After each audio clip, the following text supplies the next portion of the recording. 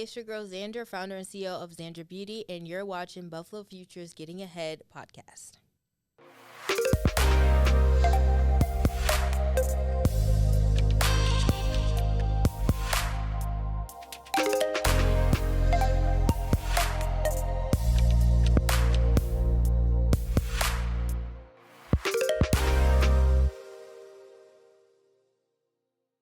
Hey everybody, I'm your host Nia Warren, and welcome back to Buffalo Future's Getting Ahead podcast.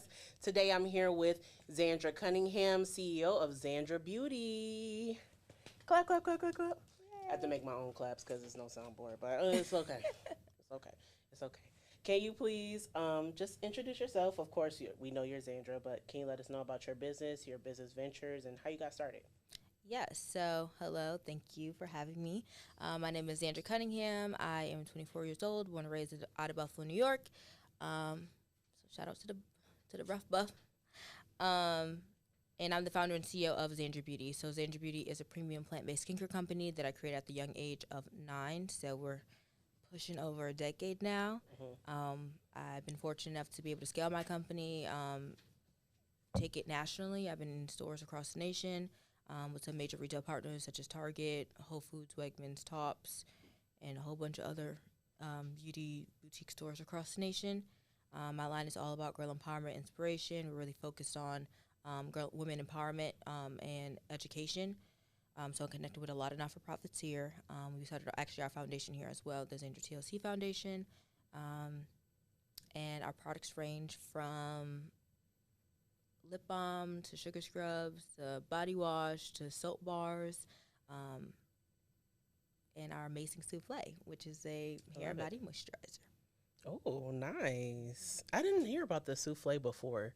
So is that like you can put it on your hair and your body? It's not like two separate products, right? So I try to, every time I try to think about how to describe the souffle, the word crack just comes in because I feel like it's just something that everyone fiends for, and you just really. Is it creamy crack?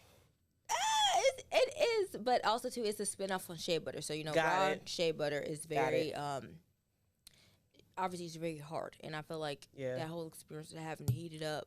And I'm the type of person that whenever I get in the shower, as soon as I get out, I have to put moisturizer on my body. Like I can't, like it's a everyday routine thing. And since raw shea butter was just too hard and it would make everything greasy, I was like, okay, we gotta do something with it, but like still keep the originality of it. So we mix shea butter, cocoa butter, and a whole bunch of carrier oils. We whip it up to like 6 hours.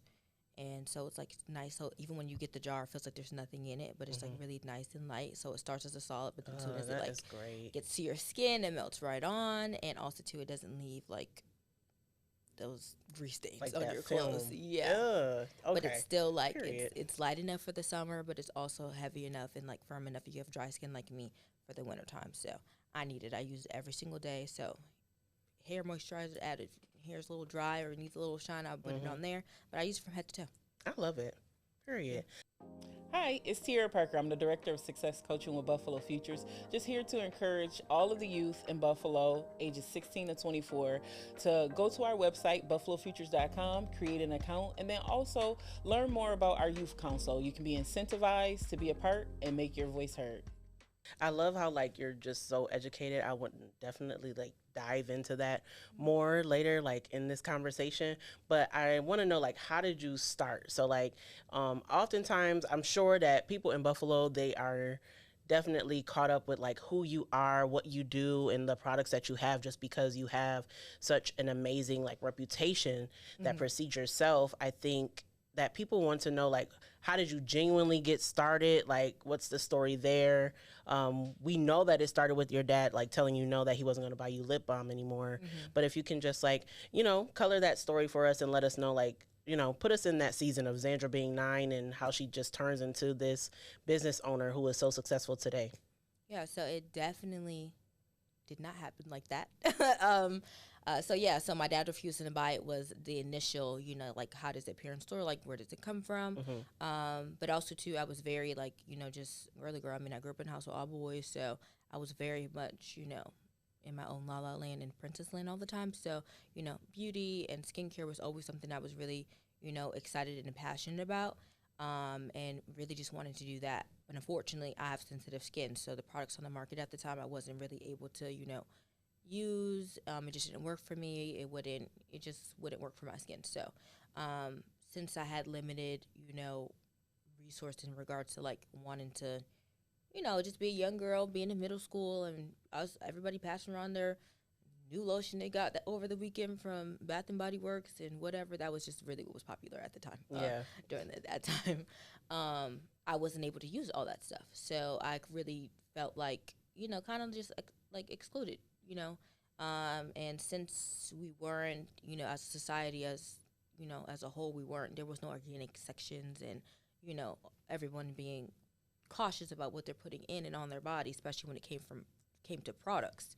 So since there wasn't anything on the market, usually you would, if you struggle with eczema or whatever it was, you would just go to your local, doctors, or look at a pharmacy and figure out, what ointment can I get? Right. But no one wants to take no ointment to school and pass it around because the label was whack, it smelled weird, and it felt like medicine. So nobody's like, you want some of this A&D? Right. Yeah, my exactly. big brother had a rash. Exactly. So understood.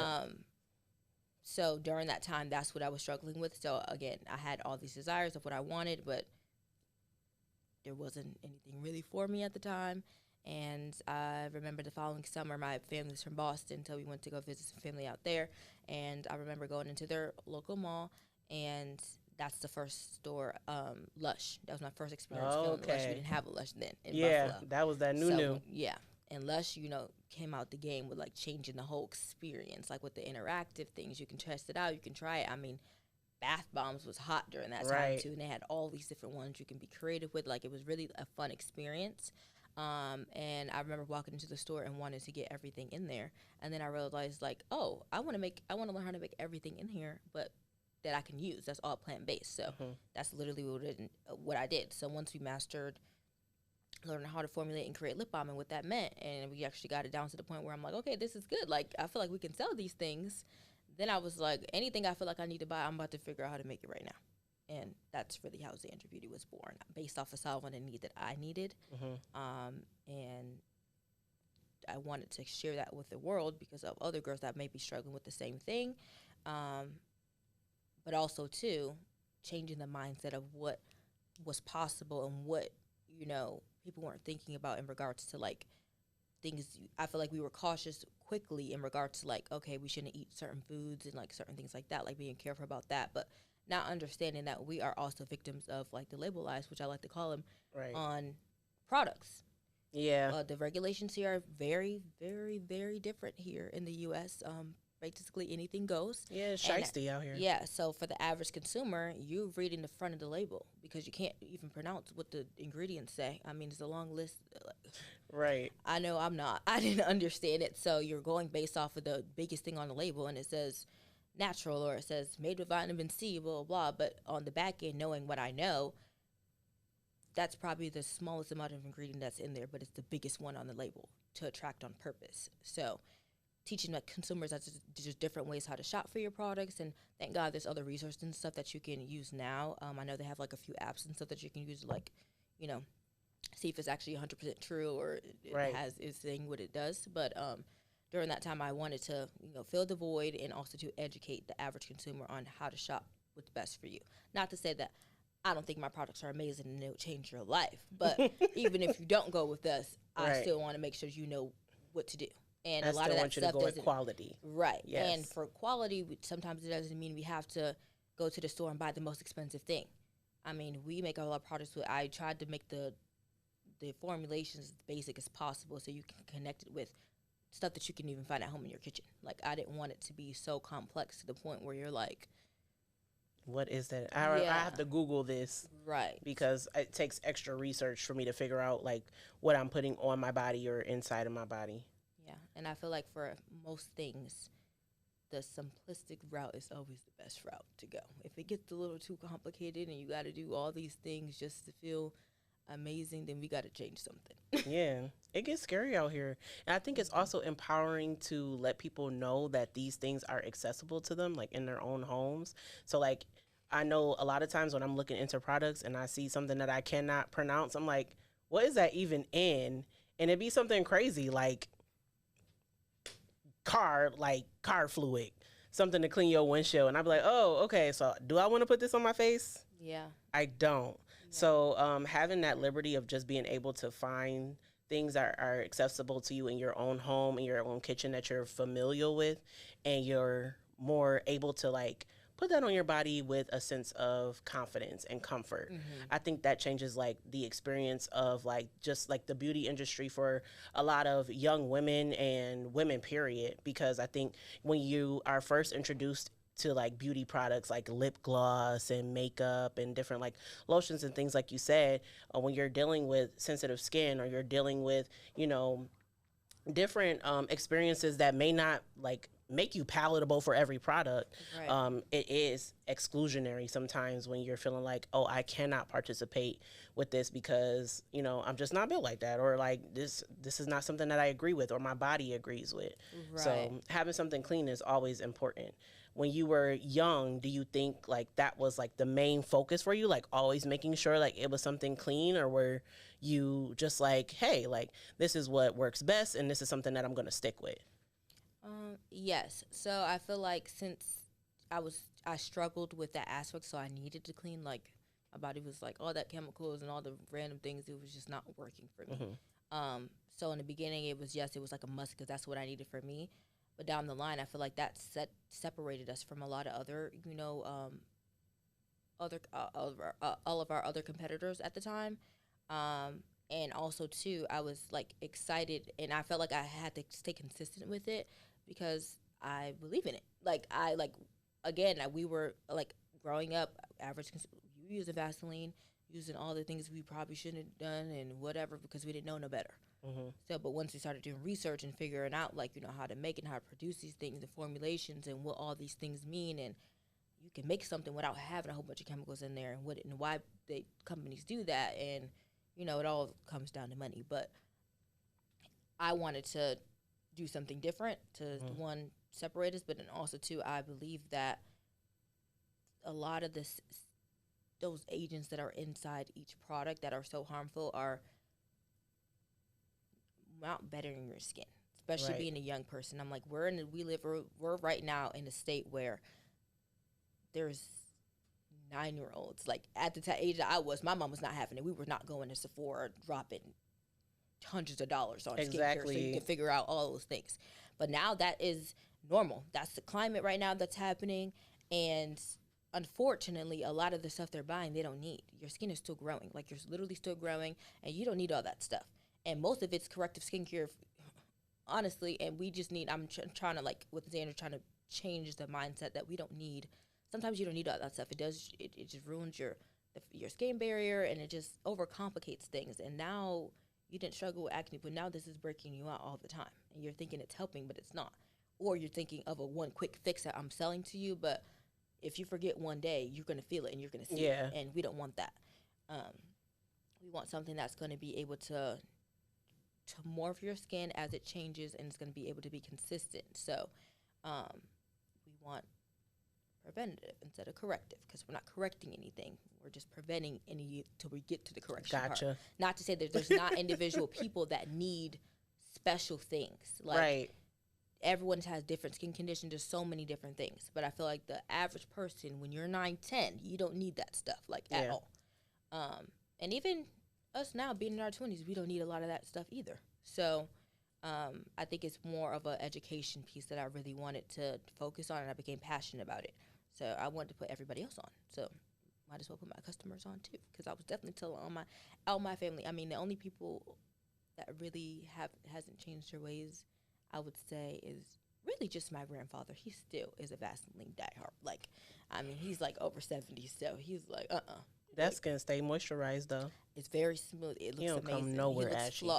He looks flawless. His skin is flawless. But that also goes to the point that your body is, if you're consistent, your body will adjust to it. As humans, we're able to adapt to pretty much a majority of things. So if you're consistent with it every single day, then if I wash with dish soap every single day, you'll be like, how's your skin so flawless? Your body will adapt to your habits eventually. Exactly. So whether it turns out to be bad or it turns out to be good, sometimes what works for you works for you. Doesn't mean it works for everybody else, which is why the beauty industry is so huge, because we're targeting all different types of people.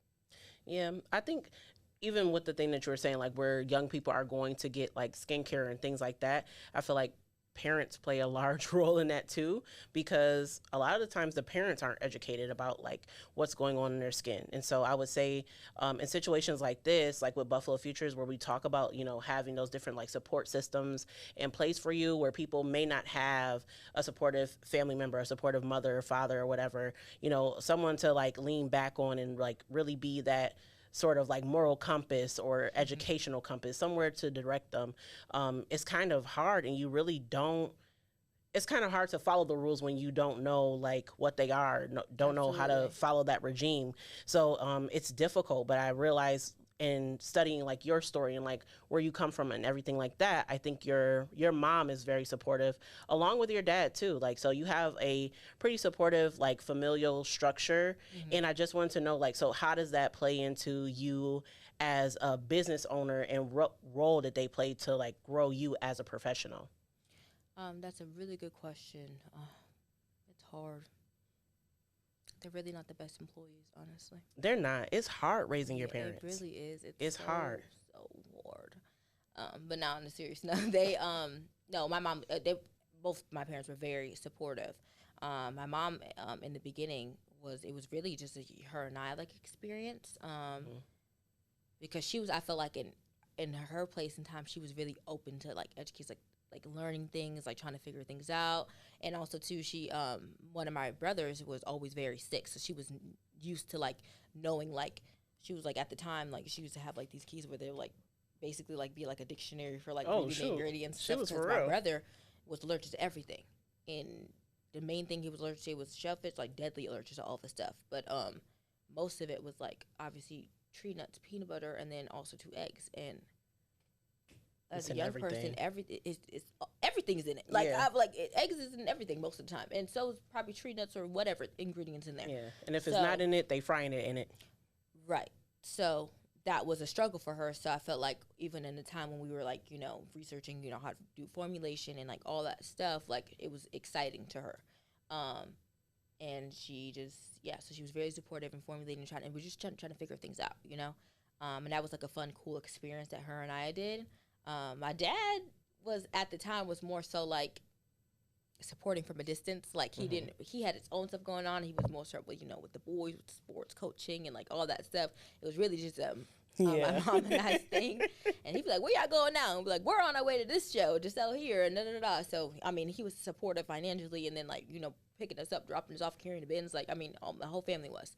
But initially, it was definitely like my mom and dad were like, okay, you want to try these things. What does that look like? And let's just figure it out and just work on it together. So it became like an experience that neither of us had any background on. And also, too, she was like re-educating herself because she was learning that all the things she was taught by her parents or her grandparents or what was available to her, that wasn't right. Like, finding out that Vaseline was not good for you was like, what do we use now? Like, I don't know what else to give you. Like, that's like taboo. You never say Vaseline is bad.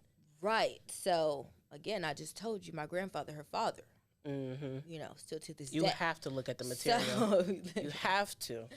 So, so I feel like she taught me just more so like, okay, we're just going to do something different, and it's going to be a little weird, but as long as we just stay consistent with it and just try it out and just see, like, you know, she's really like, okay, I don't know, but let's just try it out. Like, let's see. Yeah. And then my dad, he definitely helped in regards to, like, you know, more structure. He's more, like, he's very, you know, white collar, like, even though he come in, like, with Jordans and, like, whatever, like, some white collar with accessories. Yeah.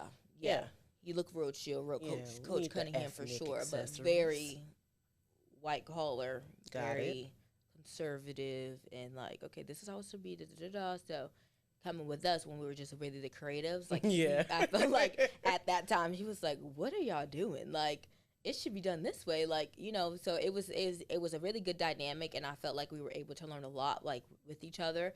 Not to say there wasn't any struggle points, because there definitely was, because it's hard to separate it. Like, it's really hard. I mean, even to this day, I feel like it's a struggle trying to separate and put boundaries when things are always so personal. So it's hard not to make it personal, because it's like, well, what are you gonna do when it's like, even I struggled to do that like middle school, high school, because I'm like, I'm not doing no housework. I just got home from work. You were with me. Did you not see that? And then it's like, oh well, you have to do the dishes, and I'm like, no, I'm not. Like, how is that? So like, you were like their kid, but like you're like their boss at the same time. So it's like, I would definitely opt out of doing dishes if I came home from a long day of work, especially if y'all was with me. But it's like, once you bring out that pleather belt, it's kind of like, I don't have no choice. You gonna beat me, ain't literally. It? But I will say, out of all the housework and stuff and chores and stuff we had to do, I literally did the least. And oh wow, look at you! I like that. I like that for you. So I'm like, well, I just did all this. Like, can I just have a break? Like, come on now.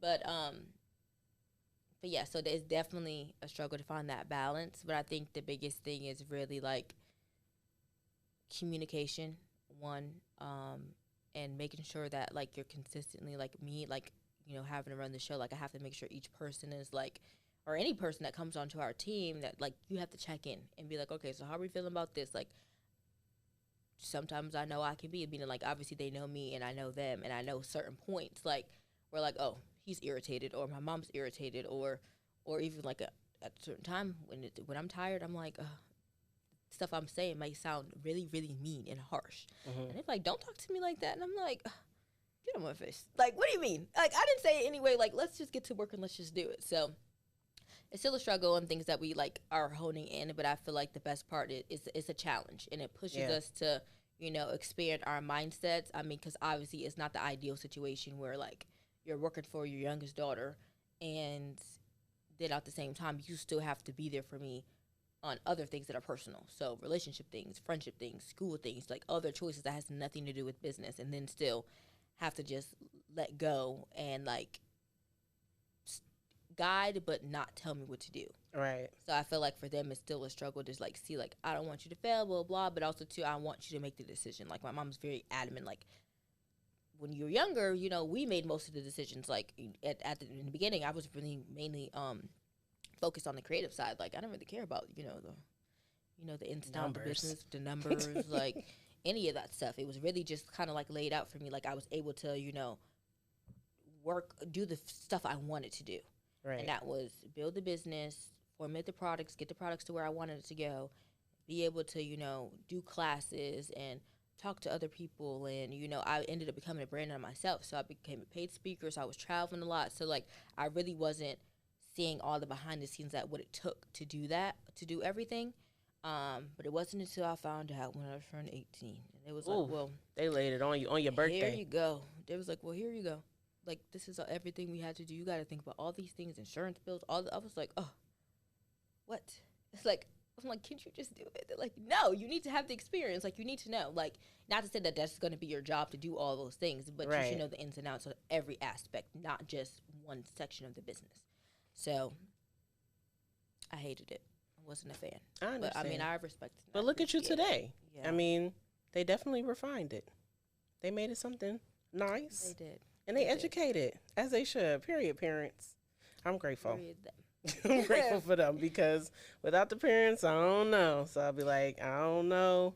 Sometimes, like when we have like youth that come in and they don't have like that familial support, like I feel like grieve, because it's like, wow, like everybody doesn't get to experience this, but like everybody's parental situation is not the same. So it's like, okay, like if you do not have supportive parents, if you do not have supportive family, whatever, like I feel like when you do look for resources like in Buffalo Futures, it's kind of like it doesn't resolve that like void or like that component of your life, but it's kind of like, okay, this is another like backbone of support for you, because like we'll be here for you, like cheering you on, helping you with like the policies and procedures of things, and just making sure that you're better, like you were saying. I was about to say, yeah, I love stuff like that, because it's definitely it's a necessity, and unfortunately, like you said, like most people are just not, young people are just haven't experienced that, and they don't know what that's like to have someone just rooting for you, even if you're not doing your best or not doing anything at all, or just being like, you know, just to let you know, like, I care about you, like, I'm here for you. Like, some people never experience that. And I feel like, especially within our community, that's something that's very that's prominent, unfortunately, to not have, a traditional home experience where there's two parents in the household or no parents in the household or whatever it is, not have that, that guidance and stuff. And I feel like as a community, we need to like make up for those resources. Like I always felt that way. Like I always felt like any of my friends at school was like, oh, well, my da-da-da.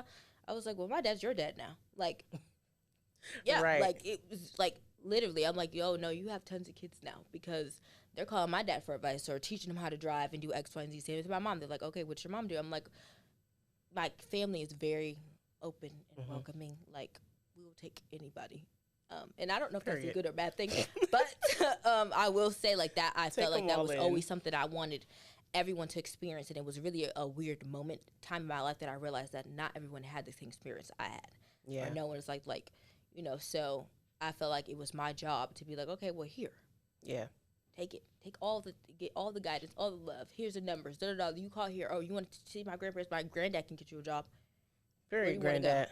Where do you want to go? Oh, you need help with this? My nana can do that. Just call her. She'll be more than happy to do all the things. So I feel like as a community, we're really talking about building community and really like mentorship or really just friendship. We're really just saying that we care about one another. Like, why wouldn't I give you or share with you what I have if I, want you to be better? I don't feel like it's right for me to just like sit there and watch you struggle and listen to what you didn't have or what you don't have. I was like, okay, well, we can solve that right now. I mean, it's not going to fill the void all the way, but at least we can start building community and building, finding those different things that if you didn't have it off rip, you can create that. You can always create finding those your resources. Own, you can create your own community, your own family. Family doesn't always have to mean we share the same DNA. Right. Family's a choice. Yes. I believe that.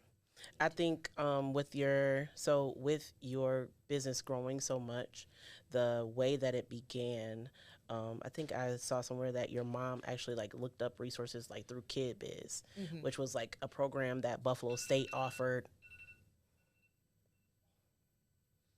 Out of everybody, it was him. Out of everybody, it's always the man on payroll.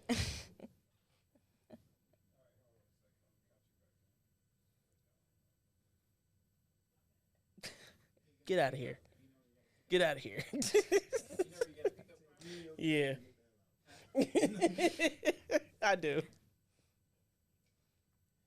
This is wild. Like, what did you even need an alarm for?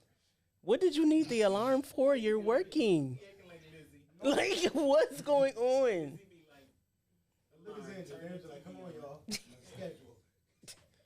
If the alarm say go to Beverly Gray, I'ma hurt him. It's over. Yeah, I'm ready.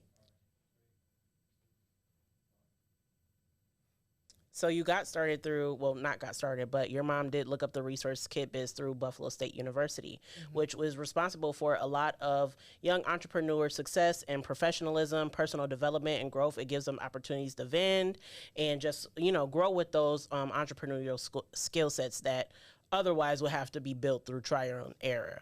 Right. So, I think that was like a great resource, and I feel like we know each other through like Buffalo Prep, which was another resource to youth and students of color in the Buffalo area to help them grow academically.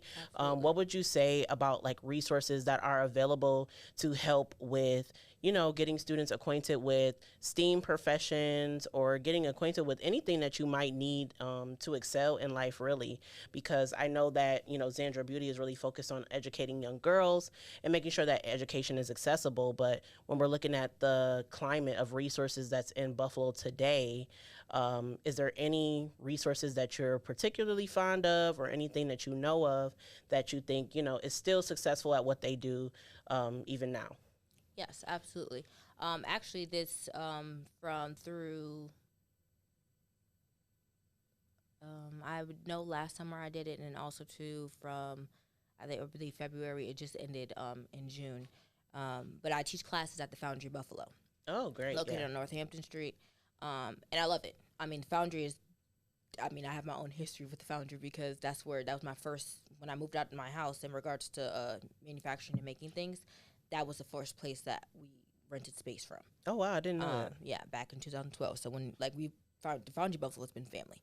So when I found out they were like, they were doing outreach programs, and they really focus on honing in on the east side and getting everyone in youth from the east side, and that under utilized territory, that I feel like the resources are there, but then sometimes I feel like they're not in our communities.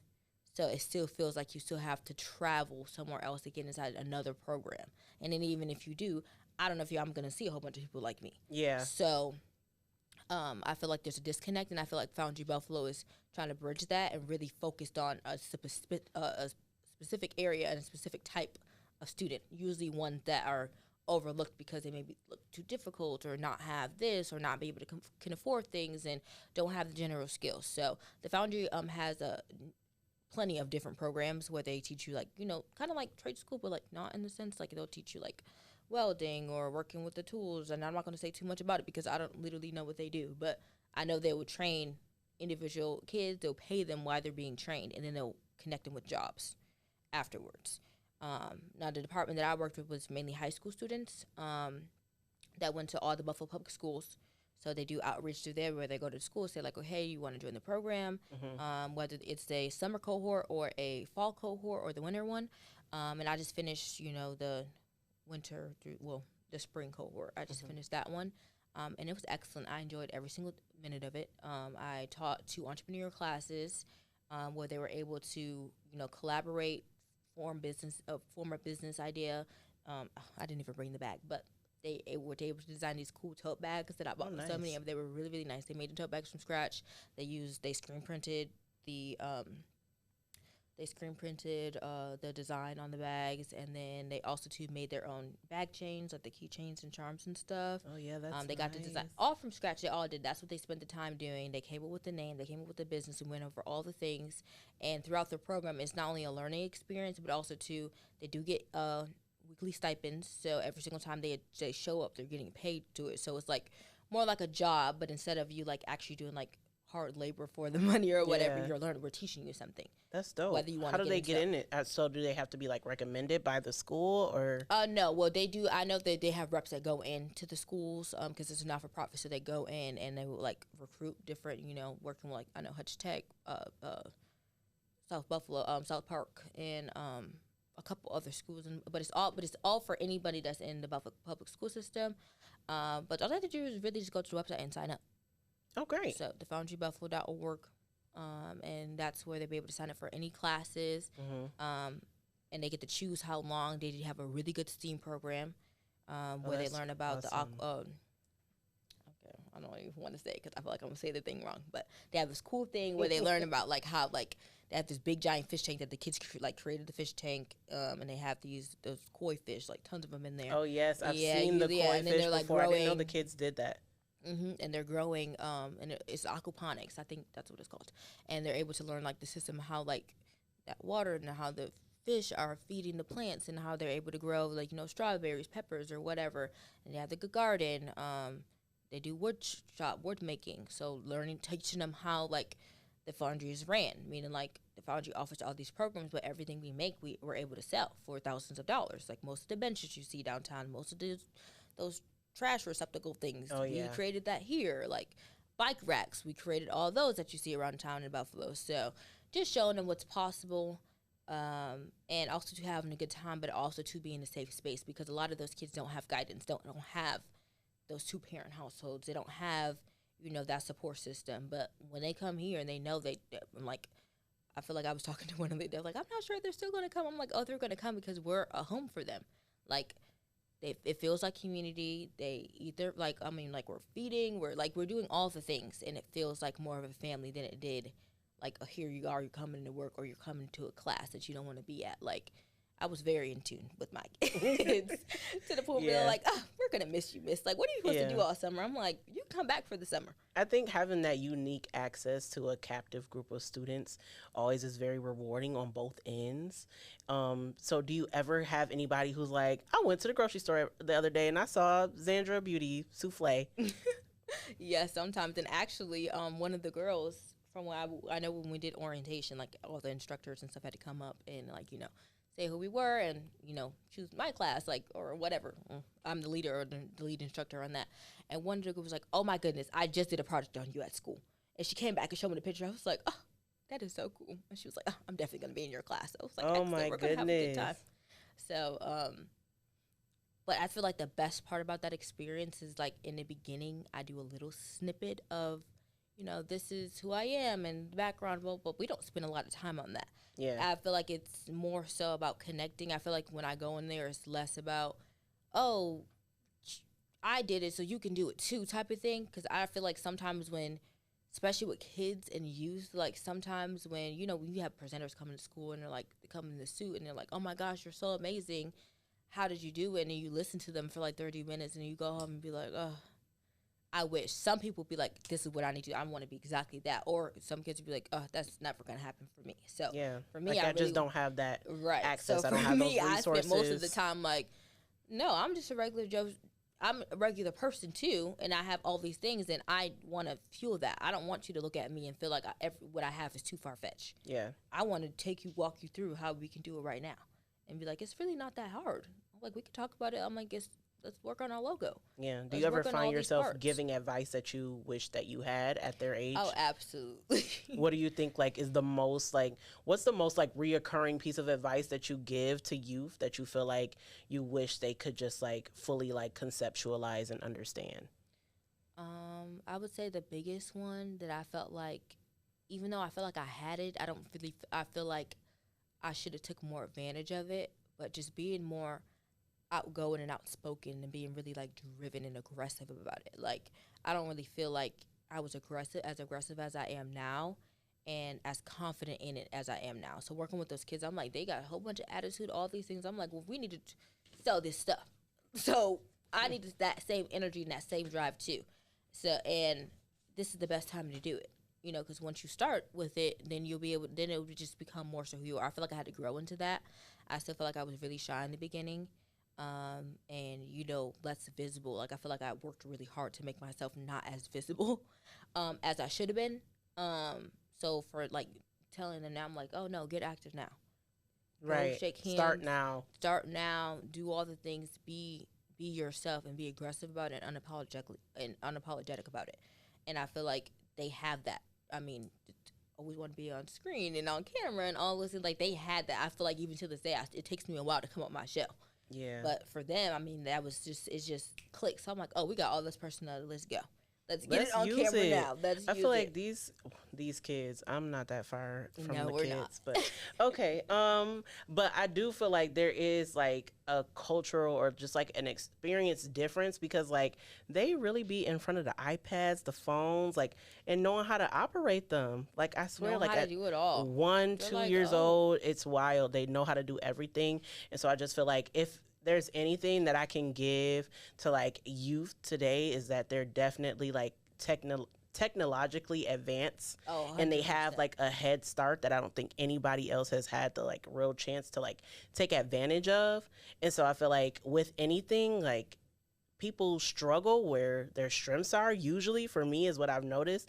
And I feel like people really don't like putting themselves out there, like even on social media, to like boost their work, their brand, like, whatever. Literally, I feel like it's like backwards. Like, we're so comfortable in person and being like, hi, my name is, we might be a little shocked, but we had to do it because we didn't have a whole lot of technology and stuff in the beginning. So you're used to being face to face with people. But now the new generation is very comfortable on camera, comfortable speaking, working technology, but they're really shy in person. Yeah. And I'm like, and even that was a weird thing for me learning, even working with those kids, because I'm like, when the camera not off, y'all laughing, geeking, and all loud, and da-da-da. So when it come on, y'all want to act like y'all shy. I was like, no, we need to figure out how we do that, because I know when you're on the phone with your friends. Is it a character, or like, what's going on? Exactly. So I'm like, we need to find the balance and work on how do we bridge the gap between both of those things, because you can still be shy, but you can still perform on camera for a hot second and then go back to talking to your friend on the phone and still having that same personality. And understanding it's okay to show your personality. And I feel like sometimes people are really quiet because they're like, when you feel like you don't know a whole lot or you're not an expert in it, or you haven't been trained or anything like that, sometimes you're like really quiet because you're like, I don't know how to be professional. I don't know how to do this, so I don't want to overstep or give too much of whatever. And I'm like, we can work on that. Yeah, that can definitely be tweaked. I was about to say, yeah, and we can practice. But I don't think being quiet is good either. Yeah, I don't think that's the answer. No. I don't think so. But I think, once they do, like, overcome that barrier, a lot of other doors open for them. Tons of doors open, and also, too, they were able to experience things that they didn't push in themselves, like doing presentations, putting together slides, standing up in everybody else and saying, this is what I created, this is who I am, being able to sell things, being able to work the cash register and being like, okay, so this is our products, this is how we made it, like being able to sell, like they were able to do stuff like that and then be able to be like, okay, this is how much money we made, this is how much we're able to keep, this is what we made in profit, this is what we brought in the revenue, like understanding that we had to pay our expenses, like doing all those things, are able to have the experience. Not to say that, I hope everybody goes to entrepreneurship, but entrepreneurship isn't for everyone. Yeah. But you should definitely have the experience, though. I remember at least try it once. Try it at least one selling time. certain things, but I'm like, sometimes most of the kids don't even know what it's like to have a lemonade stand or anything like that, because they didn't have a parent that was like, okay, y'all should be outside doing X, Y, and Z, So I'm like, if y'all gonna leave with experience. That's all. That's my. I feel like my job is done. Is that you can say confidently, I built this, and this is what we sold, and this is how much you made, and I love the experience, or I didn't love the experience. Like I appreciated it, and you did it. Like everyone had to do it. So I was like, I know it's not you, not your strong suit, but you should be able to push yourself to do things that you're not comfortable with, because that's life. You're gonna have to do it. So you might as well start getting comfortable with it now. Yeah, but do you ever notice that, like, I feel like teens are like the ones who like are really like gung-ho about being entrepreneurs. Like I feel like there has been like this rise of people wanting to be their own boss. They're more creative and they have the resources, or at least the knowledge that's out there, like through your phone, Google, whatever, the internet, to help with like, how do I actually make this real? How do I actually get something like this started?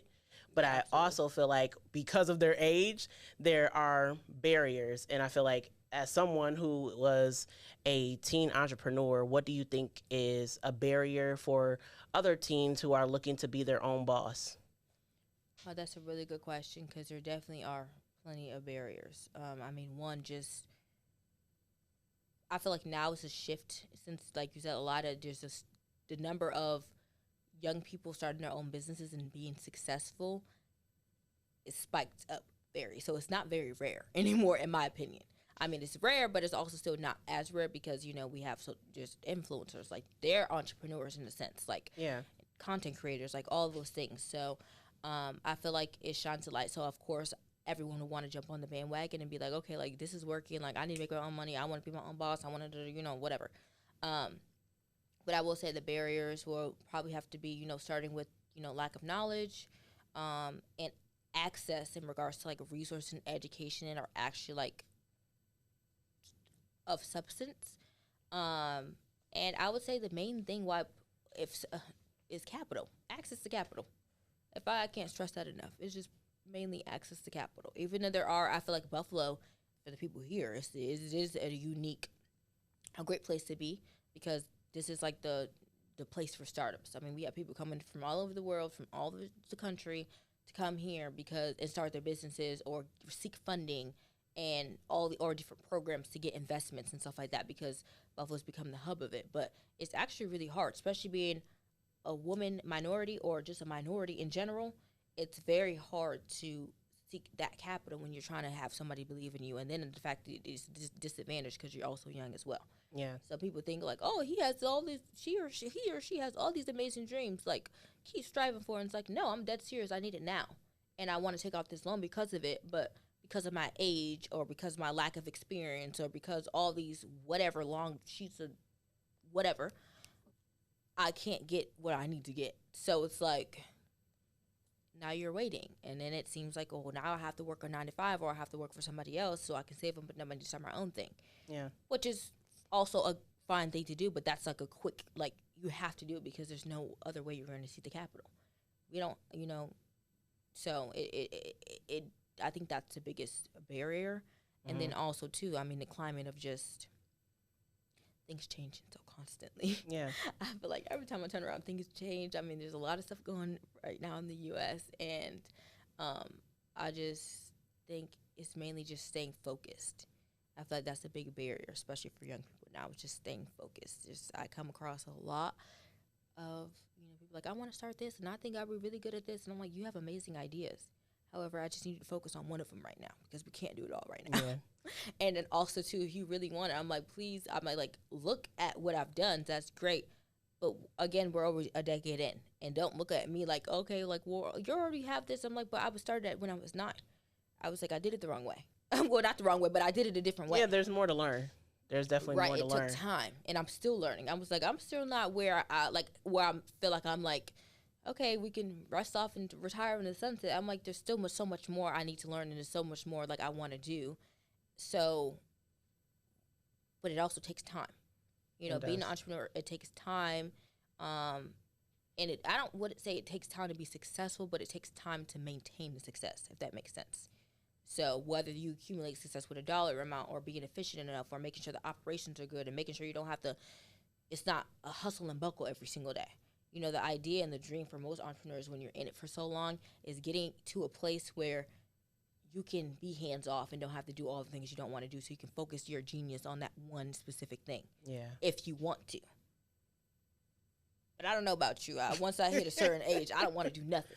I just want to be able to like get my money in the mail. Yeah, I just want to be on the beach. Just do that, and just have somebody else oversee, and like you come to me reports. Okay, so this is what's happening, and then at the same time you tell them what the problem is. Somebody else should be sitting there telling me what they think the solution should be, and I can decide from there. That's my goal. That's success to me. That's your success, period. Yes. You answered a question that I ain't even get to answer yet. So, yes, I was definitely going to ask you, like, so I know that you have grown with the company for so long, like, literally, like, starting now at 9 to being however old you are now. I'm not going to put you out there, but 24. I'll be 25, like, in a week or so.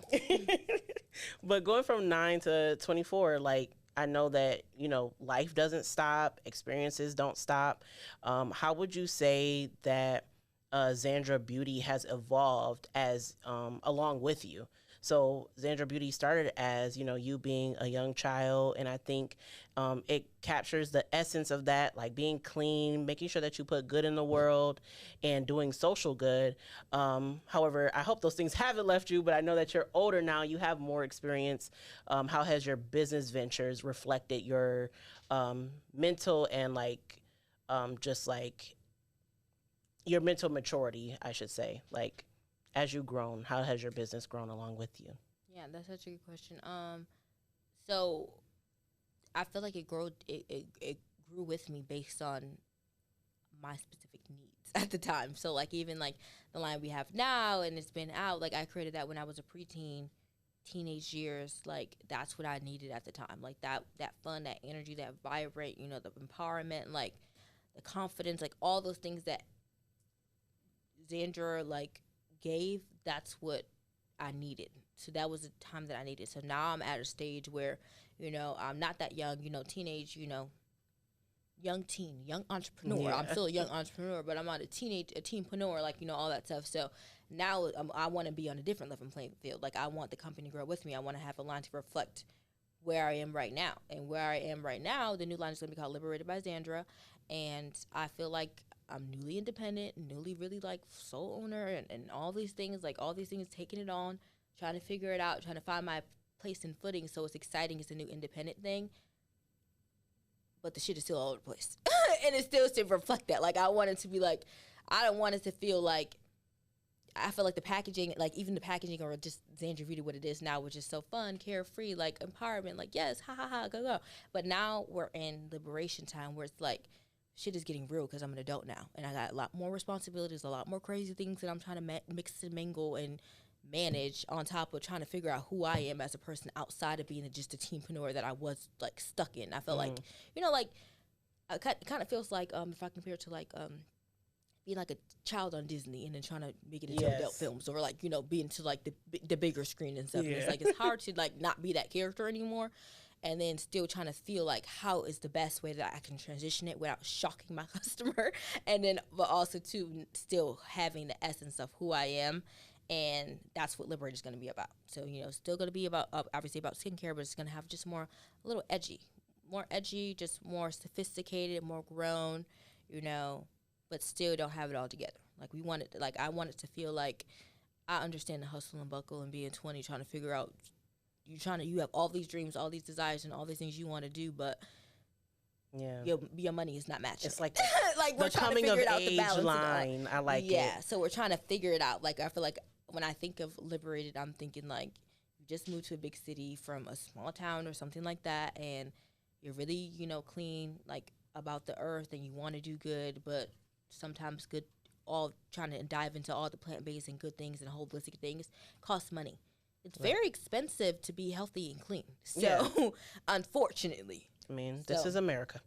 Yeah. So, because you have to choose between whether you want to eat or be healthy, it's very, it's a tough thing. And I feel like everyone's just trying to figure it out, and they're just doing their best. So, I feel like Liberated is going to be like mixed. It's still going to be very affordable, but also still give you that exclusive, sophisticated feel. So, it feels like you're getting a little bit escape. Like, okay, I saved, like, at least I can put on my amazing moisturizer every day, and still like feel this would be my small win for the day. Right. That's what I wanted to do. Simple, literally simple pleasures amongst all the chaos, but also still say like we're rooting for you because we know life is hard. Like, but we don't have to look like it though. Yeah. I'm excited for you. I think that's dope. I think, it's a great opportunity to be able to see somebody be, so young and successful, and then also see that adults, take the reins of their success and like take it their own route. So I'm excited for Liberated. Yeah, I'm excited too.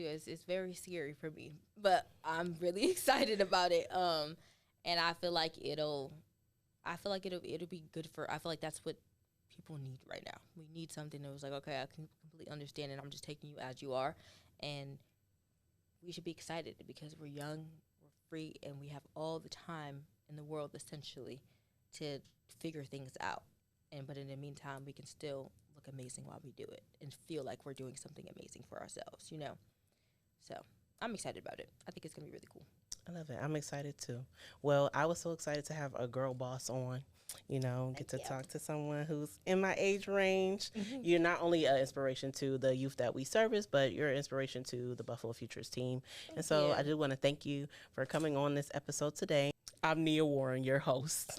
Thank you for listening to Buffalo Futures Getting Ahead podcast, and we'll be back straight from the leaf. All right. Bye, y'all.